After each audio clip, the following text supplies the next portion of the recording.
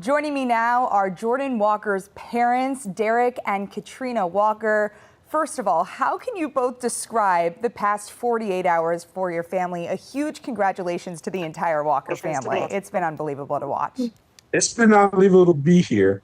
I mean, from the moment we stepped in, just the all-star experience, period. Not even talking about the home run derby, but just the all-star experience has been fantastic to see how many, major stars that we watch and know and look up to just being around. The level of awesomeness has been great, but then Jordan with that home run derby on enemy territory in Philadelphia with the raucous fans, him winning it. I mean, you can't write a book, that's believable that it's that good.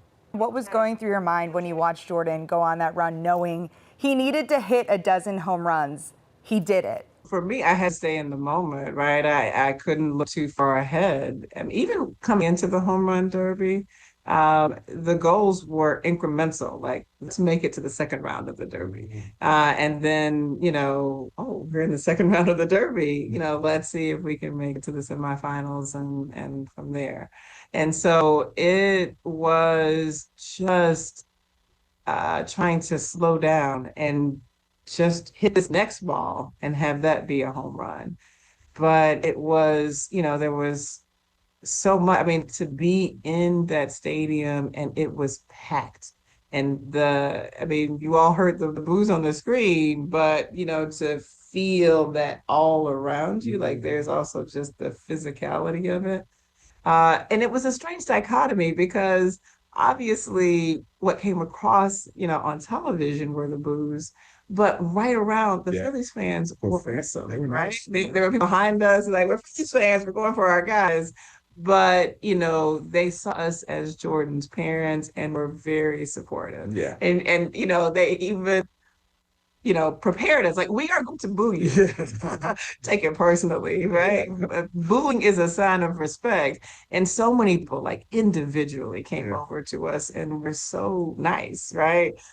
But it's not what Jordan heard, right? And that's not what came across. Jordan heard, right, this booming, this booze. Right? So just so much pride in that he was able to like stay in the moment and not let all of that outside noise distract from what he had to do each time. And for me, because I was liking, like I played basketball in high school, and one of my bugaboos was the free throw line, because you're there at the free throw line, the entire gym is watching and you're counting on you to make that free throw. And that was a mental struggle for me. So I was thinking about those kind of moments. And now exponentially, he is in this huge stadium and he's got to keep making those free throws, right? He's got to keep hitting these bombs. And when he hit them, they just went so far. They were so high. So it's kind of like not only hitting home runs, they weren't like scraping the wall. The exclamation point of just seeing it fly through the air and go into the upper stands, it just was such a beautiful way to meet the moment. And I just felt so privileged to be there, right? One, to have him be an all-star. Two, to have him be one of 8 people in a home run derby. 3, to have him get past, make it into the second round and then keep going, and then to be able to take a deep breath and send the ball flying, right? There's just, for each goal I set, he was meet and exceeding it. And so and to be able to share it as a family, right? My mom was there, his younger sister was there, his older brother was there in spirit. So just to have us as a family and friends, his high school coach was there, players that have been with him along the way, high school, through minor leagues, and then, people work with over the summer. So to be able to share it with different people who have been part of this journey, it just felt like such a privilege. And remind me, you've been watching Jordan hit home runs since he was how old? I think the first time that I can at least have video or recall was like 6 years old, right? We have video evidence of that.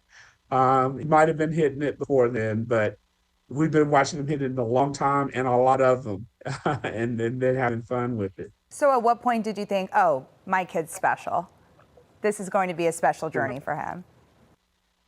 From birth, we all thought our kids were special. Like, what thinker? So, yeah, he definitely showed a talent in baseball. But what's not, he showed a great talent in math. Like he could do multiplication tables quicker than his older brother could. Yeah. And so, like every child is special in some way when it came to baseball. I mean, he always played up, right? So we knew that he had capabilities, physically, he stood out just because, he was as big as kids older than him. So there were, certain indications that in baseball he stood out from I mean, the fact my mom talked about him playing, literally because he played younger, he was playing up on teams at like 3. Like she's right, we couldn't find cleats but held his own. So from the first time, but part of that was like because he had a grandfather who loved baseball, who saw something in him and encouraged it. So yeah, he from the time where he could walk, he showed a facility with like hand-eye coordination and balls, and so from a very early age. And but he showed special traits in other areas as well. So so in baseball very early. Yeah, and I think that we really start to see him crescendo, really get into his craft in high school. Obviously, once you start to see the scouts come around and gets attention when he goes to tournaments and all of that, start to do college visits and all, that's when it really peaked for us. And then by the time he got to the minor leagues, as everybody in St. Louis knows, he flew through them and all did really well. Then you kind of said, yeah, he's in the right place. From the time that he was a little kid, he would have that glove with him all the time. Right. I think I've talked about he slept with his glove. He carried it everywhere he went. One story I like to tell that I recall is we went on a trip to Paris, Paris, France. I think he might have been maybe 12, 13 years old. And we had to take the glove and ball with us. And while we were going around sightseeing to places like the Eiffel Tower or Versailles and all, we would have to stop ever so often and just go and find a field so we could throw the ball to them. And so, I have pictures and all of us playing catch on the ground across from the Eiffel Tower, right? Or outside gardens of Versailles on this trip, just because it was so in his blood that he never wanted to leave it. So yes, that is who Jordan was as a kid. Yeah, that showed us that he had a love for it, And then and just sure. to it, right? I mean, because Derek is exactly right, but it was a game that he and his younger sister. So you saw Maya, they called it scoop scoop. Yeah. And so they would play together. So again, he had a sibling that played with them. And then when I would work late, so I'm a teacher. And so they would have to wait for me to be finished with work. So it might be 5, 6 o'clock. They would be in the hallways playing Yeah. scoop scoop together. And so, he had a sibling who shared that interest, who kind of supported him in that. And as fascinated as I was by the Louvre and being in Versailles, Jordan was much less so. So we had to promise, like, let's go here and then we'll play outside, right? So, but his sister, we were on the top of a building overlooking the city. They were playing scoop scoop Yeah, together. that night. He was like, I don't care Yeah. about parents. I need, like, Yeah. be playing baseball. So yeah, Yeah. you see what your kids gravitate to, what they're passionate about. And from, his earliest ability to express what he wanted, you saw that for Jordan. This iconic quote that he shared with all of his family and friends watching, as you mentioned, people don't boo nobodies. Where was that learned? His mom is the word lady. She's very good with quotes and all. So I'm not sure. It might have come from her, but I would say the concept, conceptually, of like, hey, uh, hey, don't worry about adversity. You need to just fight through it and eat breakfast and all. I think we both share that as parents, and we're both very competitive, both in sport and other things, and so I think we've certainly sent that down to him and other kids as well. But the actual quote, I don't know, Katrina, maybe that's from you. Say he might have gotten it from somebody in the tunnel, right? I think Derek's right about the sentiment of staying focused on goals, no matter what the noise is around you. But like that actual quote, I was like, that is cool. That's a good quote. I was writing that down myself. Use that quote. So I think from what I heard said about it, it's somebody maybe in the tunnels told him that, and I appreciate that. What like giving him that specific phrasing to frame it, because I mean, that's That's a true tough moment statement. to be in. Mic Yeah. drop. Tough That was moment a to be total in. mic drop. Mhm. And it's right, it wasn't over. He was able to accomplish it. And you guys, I think it's Yeah. poetic because you've experienced it. Jordan has faced so much adversity over the last few years, so much doubt, outside noise. He's met with boos when he steps up to the plate at the Derby, like you mentioned, facing the Philly Yes. star in Philly. How do you both think having those tough moments in his journey have helped shape him to get to this place?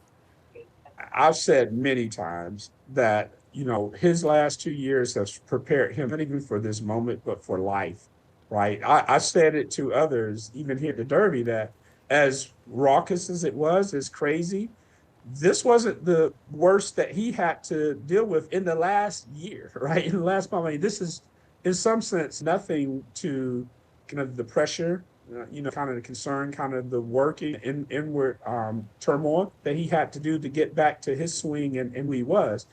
This was gravy. He's sitting here in Philadelphia at the All-Star game, which, was a major dream for him, hitting home runs. So yeah, there was pressure, but it was not even close, I think, in my mind and his, to many of the other things that he's had to to deal with. So that was a preparation. And I think he's now prepared to handle this and many other things that will come up in his career as well because of those 2 years. They're almost a blessing in a sense because he's been able to get past that and learn from. A lot of times we use sport analogies in life, right? Talk about the challenges that we face. And so I think that this is just a reminder of the value in embracing challenge. A lot of people want to avoid it because it's hard. And I think instead seeing it as an opportunity to be tougher and to grow, to welcome those places that push you, I think is there's a lot to be learned by that. And I think that this moment in the home run derby shows that. And so, we have to in some sense be appreciative of the challenges that we face because they prepare us for big moments. And I love the way he showed up in this moment. I love hearing that from you. And you say it, a year ago, he's trying to find his swing. Now he's showing his power in front of legends. You got two guys who've hit over 700 home runs sitting on his right and left, and you all were Yes. there in that final moment when he Yes. could debrief all of this with even Cardinals legend Albert Pujols, Barry Bonds. I mean, Yes. for you guys, he's proved he can do this all season long. He has proven that Yes. he is not afraid of the moment. How proud are you of your son? I don't even think the word, there's no level of proud that I think can effectively convey what we feel inside about him. And here's what I would say, even before the home run derby or all-star game, I would say it was the same because of everything just talked about, his perseverance, right? His working and continuing to hold his head high. So this was the cherry on the top, but so proud of him because he has pushed through and chased his dream with the immense talent that he has and not be deterred. I mean, we couldn't have instilled it better in him, and we're just happy as parents that we were able to be part of that journey. Yeah. Yeah, I'm kind of adding on. Jordan left a little while ago, and he stopped by the room, and we gave him a hug, and we told him Yeah. how proud we were of him. And it wasn't just about the public moments, right? Because we then get to see what happens, when he's on the bus or at the end of a long day when he's really tired, and the way that he interacts with all of the people who come up to him, right? I mean, just proud of the way he carries himself on and off the field, of the way that he greets people who, as he's getting off a bus and they're yelling his name and saying Jordan, Jordan. Um, just proud of the big and little things that he does, and the way that he's carrying himself when there are so many expectations. And particularly in those cases where people feel like he's not meeting those expectations, where how he carries himself, and then when people are really excited about the way he's met expectations, the way he carries himself. So just proud of just, all that he's doing because this is, there are a lot that's expected of a 24-year-old and the way he's meeting those expectations. When things work out well, like they have this time, and when they haven't necessarily worked out well. as a parent, we really appreciated how much St. Louis has embraced Jordan. St. Louis is a fantastic baseball town. I don't think anybody from St. Louis needs to be told that because you probably know it.